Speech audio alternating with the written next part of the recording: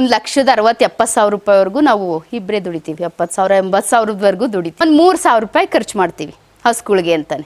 1 ಲೀಟ್ರಿಗೆ 6 ರೂಪಾಯಿ ಅಂತೆ ಕೊಡ್ತಾರೆ. ಅದು ಒಂದು ತಿಂಗಳಿಗೆ 25,000ರಿಂದ 30,000 ಬರುತ್ತೆ. ಈಗ 1 ಲೀಟ್ರ್ ಅವ್ರು ಜಾಸ್ತಿ ಮಾಡಿದ್ರೆ ಇವ್ರು 100 ರೂಪಾಯಿ ಜಾಸ್ತಿ ಮಾಡಿರ್ತಾರೆ ಹಿಂಡಿ ಬೂಸಕ್ಕೆಲ್ಲನೂ. 3ನೇ ಸೂಲಿಂದ 4 ಸೂಲಾದ್ರೂ 5 ಸೂಲಾದ್ರೂ ನಾವು ತೆಗಿತೀವಿ. ಅದೇ ಹಾಲು ಹೊಡೆಯೋದು. ಪಡ್ಗಳು ಮಾತ್ರ ಹಾಲು ಕರೆಯಲ್ಲ, ಸುಮ್ಮನೆ ಶೋ ತೋರಿಸೋವಷ್ಟೇ. 105 ದನ ಕಟ್ಟಿದ್ದಾಗ ಒಂದು 70 ಹಸುಗಳಿದ್ದು.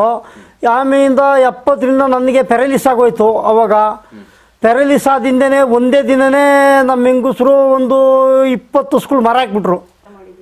ನಾವು 2 ಮಕ್ಕಳು ಮದುವೆನೂ ನಾವು ಸಾಲ ಬಾಲ ಮಾಡ್ದಂಗೆ ನಾವು ದನಗಳಿಗೆ ದುಡ್ದು ನಾವು ಮದುವೆ ಮಾಡಿರೋದು. ನಾವು ತಣ್ಣೀರ ಕೋಲ್ಡಾಗೆ ಆಡಿದ್ಕೆ ನಮಗೆ ಪೆರಲಿಸ್ ಆಗಿದ್ದು. ಏನು ದೇವರೇ ನನ್ನ ರಿಟರ್ನ್ ಬಸವನೇ ಆ ಮೂಗು ಜನ್ಮನೇ ನಾನು ಕಾಪಾಡಿದ್ದು ಅಂತ ನಾನು ಹೇಳ್ತಿದ್ದೀನಿ.